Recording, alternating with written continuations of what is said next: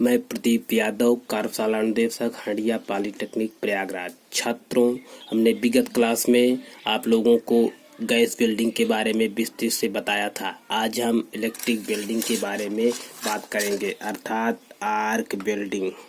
Arc building किसे कहते हैं, इसमें क्या क्या यूज किया जाता है, किस तरह से होती हैं, इन सारी चीज़ों के सवालों के जवाब आज आपको मिलेंगे।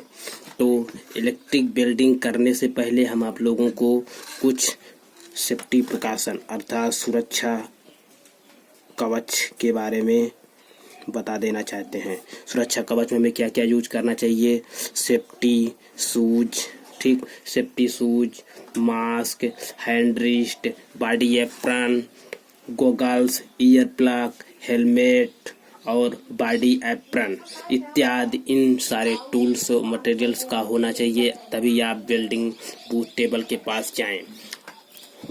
और बिल्डिंग बूथ टेबल के आसपास देख लेना चाहिए कोई ज्वलनशील पदार्थ तो नहीं है, अर्थात ग्रीस या ऑयल। अगर ऐसा कुछ है तो उसे सबसे पहले हटा देना चाहिए, उसके बाद आपको बिल्डिंग बूथ टेबल पे जाना चाहिए। अब इलेक्ट्रिक बिल्डिंग में कुछ मुख्य पार्ट्स या टूल्स हैं जिसका आपके पास होना अति आवश्यक है, जैसे स्क्राइबर खरोंचक, पंच, हैमर हथौड़ा, बेंच वाइज बांक, चीजेल, छीनी, clamp, filler rod, electrode rod, chipping hammer, hexa blade, रेती, file, grinder machine, shearing machine, चिमटा, टंग्स, स्टीपर, कटर इत्यादि। ये सारे टूल्स आपके पास होने चाहिए, तभी आप अच्छे से बिल्डिंग कार्य कर सकते हैं। ठीक, अब बिल्डिंग कार्य करने के लिए हमें क्या होना चाहिए, जैसे हम इलेक्ट्रिक बिल्डिंग है क्या, इलेक्ट्रिक बिल्डिंग जिसमें हम दो पार्टों को आपस में इलेक्ट्रिक सप्लाई मतलब इलेक्ट्रिक ट्रांसफार्मर के माध्यम से आपस में जोड़े जाने की प्रक्रिया को बिल्डिंग कहते हैं। आप लोग जानते हैं आज के इस दौर में ऐसा कोई भी क्षेत्र नहीं है जहां बिल्डिंग का कार्य ना होता हो, चाहे वो भारत सरकार का कोई उपक्रम हो, स्टेट गवर्नमेंट का कोई उपक्रम हो, इसरो हो, डीआरडीओ हो, कोई फील्ड हो, हर फील्ड में बिल्डिंग का अति आवश्यक कार्य है। तो अभी प्रेजेंट टाइम में सबसे ज़्यादा स्कोप कह लीजिए तो बिल्डिंग का बहुत ज़्यादा है, इसलिए हम आपको बिल्डिंग के कुछ महत्वपूर्ण ऑब्जेक्टिव प्रश्न भी अभी बताएंगे। इसके पहले हम आप लोगों को बता देते हैं कि बिल्डिंग कैसे करते हैं, इसके कौन कौन से पोजीशन होते हैं, जॉइंट्स होते हैं और किस तरह से किया जाते हैं। तो इलेक्ट्रिक बिल्डिंग करने के लिए सर्वप्रथम हमारे पास जो है इलेक्ट्रिक होल्डर होता है। इलेक्ट्रिक होल्डर के माध्यम से हम जो है इलेक्ट्रोड रोड को लगाते हैं। ये हमारा आप जैसा देख पा रहे हैं, ये हमारा इलेक्ट्रोड राड है। इलेक्ट्रोड राड का ये जो अग्र भाग होता है इसे हम क्या कहते हैं, इस वाले भाग को जहाँ पर हम क्लैंप को इलेक्ट्रोड होल्डर को फंसाते हैं, लगाते हैं, तो ये वाला इतना खुला हुआ भाग होता है। खुले हुए भाग को या खुली हुई सतह को हम क्या बोलते हैं, स्टब अप। ये हमारा स्टब अप है। बाकी ये इलेक्ट्रोड राड है जिसकी लंबाई हमारा कितना होता है, 500 से 600 mm, 500 से 600 mm लंबाई में होता है इलेक्ट्रोड राड। इलेक्ट्रोड राड हमारा किसका बना होता है, रॉ मटेरियल का, जिसके अंदर हमारा आयरन होता है, कच्चा लोहा होता है, जो पिघल कर दो पार्टों को आपस में जोड़ देता है। जब हमारा तापमान मैक्सिमम होता है तो दोनों पार्टों को गर्म कर देता है। गर्म होने से पिघला हुआ राड इसके ऊपर से ऐसे बिल्डिंग करते हुए आते हैं। अब हम आप लोगों को बताते हैं कि जब बिल्डिंग करते हैं तो इलेक्ट्रोड राड और बेस धात की दूरी कितना होना चाहिए। इलेक्ट्रोड राड और बेस धात की दूरी जो हमारा मेजर धातु है उससे लगभग 5 mm होनी चाहिए। आपका जो जाव से और इलेक्ट्रोड राड की दूरी 5 mm होनी चाहिए। इसके माध्यम से हम ऐसे इस तरह से जैसे जलेबी आकार में हम इलेक्ट्रोड राड को धीरे धीरे चलाते जाते हैं, जिससे हमारा बिल्डिंग कार्य पूर्ण होता जाता है। तो हमारा ये इलेक्ट्रिक बिल्डिंग हुआ। इलेक्ट्रिक बिल्डिंग करने के बाद जो पार्ट्स होता है उसे हमें हाथ से नहीं पकड़ना चाहिए, उसको पकड़ने के लिए हमारे पास टंग्स होना चाहिए। टंग्स के माध्यम से हम इसको पकड़ते हैं। अगर हाथ से पकड़ेंगे आप लोग तो जल जाएंगे। तो हमारा आप लोग इलेक्ट्रिक समझ लिए इलेक्ट्रिक बिल्डिंग क्या है। अब हम आपको बताते हैं कि इलेक्ट्रिक बिल्डिंग में कौन कौन से जॉइंट्स होते हैं, कौन कौन सी पोजीशन होती हैं। तो जो आप पोजीशन के बारे में आपको हम बताते हैं अच्छे से। पोजीशन क्या है? पोजीशन आप इस तरह से, जैसा कि आप लोग वीडियो में देख पा रहे हैं, बिल्डिंग पोजीशन।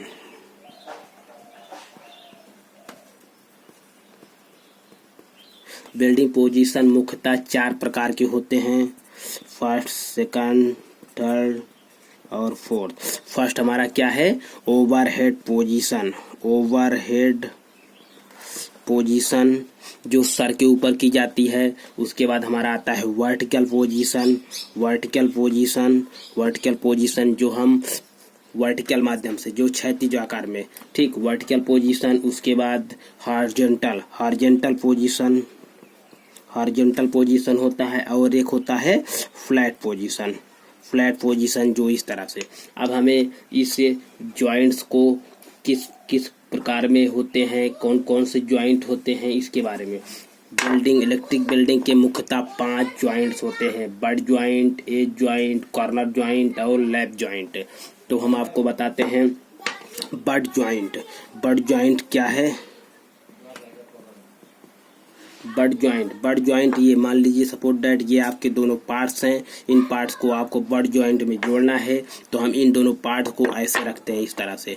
ये पार्ट हमारे हो गए, चाहे ऐसे रखिए, मतलब दोनों आमने सामने, ठीक। ये हमारे दोनों पार्ट्स हैं। दोनों पार्ट्स को हम थोड़ा से 1 mm की दूरी रखते हैं। उसके बाद इन दोनों पार्टों को हम आपस में जोड़ देते हैं।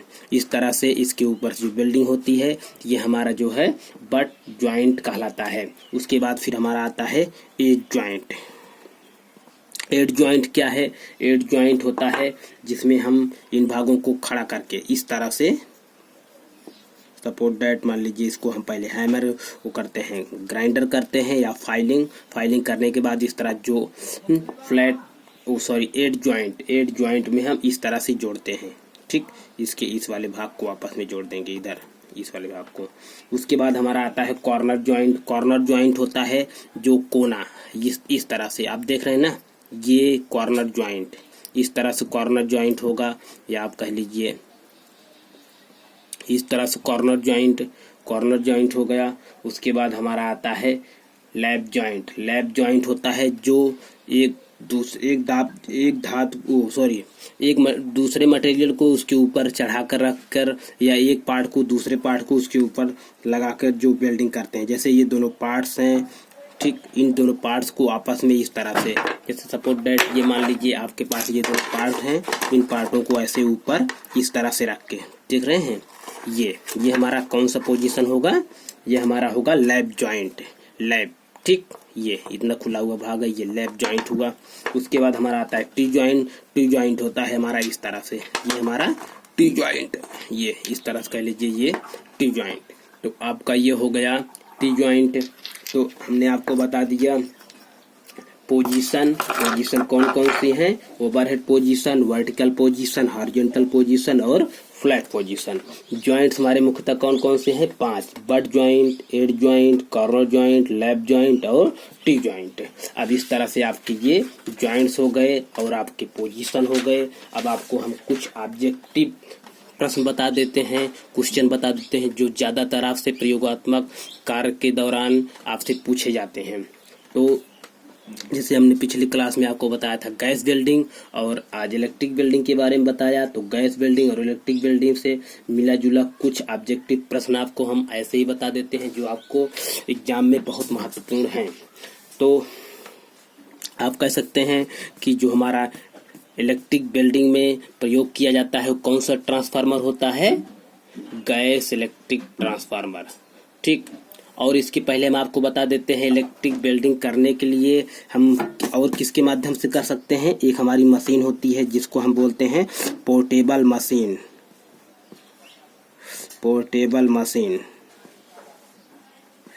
पोर्टेबल बिल्डिंग मशीन, कुछ भी कह लीजिए। इसको हम हिंदी में बोलते हैं सुबाय। मतलब एक स्थान से दूसरे स्थान पे आसानी से ले जाया जा सके। जो ज्यादातर अभी मार्केट में आप देखते होंगे पोर्टेबल मशीन का ही प्रयोग किया जाता है, जो हमारा सिंगल फेज सप्लाई से भी चलता है। घरों में कुछ भी जोड़ना हुआ तो पोर्टेबल मशीन का ही प्रयोग करते हैं, ठीक। अब हमारा जो है कुछ प्रश्न आपको हम बताने वाले थे। तो जैसे आपका ऑक्सीजन सिलेंडर का कलर कोड कैसा होता है, ऑक्सीजन कलर कोड होता है ब्लैक।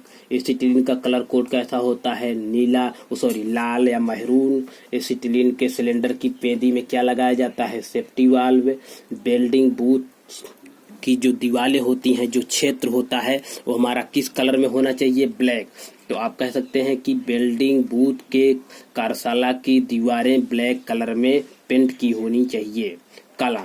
पानी के अंदर कौन सी बिल्डिंग करते हैं, हाइपरबारिक बिल्डिंग या अंडर वाटर बिल्डिंग। और आपका जो सर के ऊपर बिल्डिंग की जाती है, कौन सी बिल्डिंग होती है, ओवरहेड बिल्डिंग। तो ओवरहेड बिल्डिंग कौन सी होती है, जो सर के ऊपर की जाती है। ठीक। कार्बोराइजिंग फ्लेम का तापमान कितना होना चाहिए, 3100 डिग्री सेल्सियस। न्यूट्रल फ्लेम का तापमान कितना होना चाहिए, 3200 डिग्री सेल्सियस। ऑक्सीडाइजिंग का तापमान कितना होना चाहिए, 3300 डिग्री सेल्सियस। कटिंग के लिए कौन सी फ्लेम का प्रयोग किया जाता है, ऑक्सीडाइजिंग के लिए। ठीक। गर्म करने के लिए कौन सी फ्लेम का प्रयोग किया जाता है, कार्बोराइजिंग का। कार्बन इलेक्ट्रोड की लंबाई कितनी होनी चाहिए, लगभग 250 mm। ठीक। बेंच वाइज को हिंदी में क्या कहते हैं, बांक। एनबिल को हिंदी में क्या कहते हैं, निहाई। ठीक है। और आपका जो ऑब्जेक्टिव प्रश्न ऐसे ही पूछे जाते हैं जिसके बारे में आपको बताना है। ठीक है। That's it.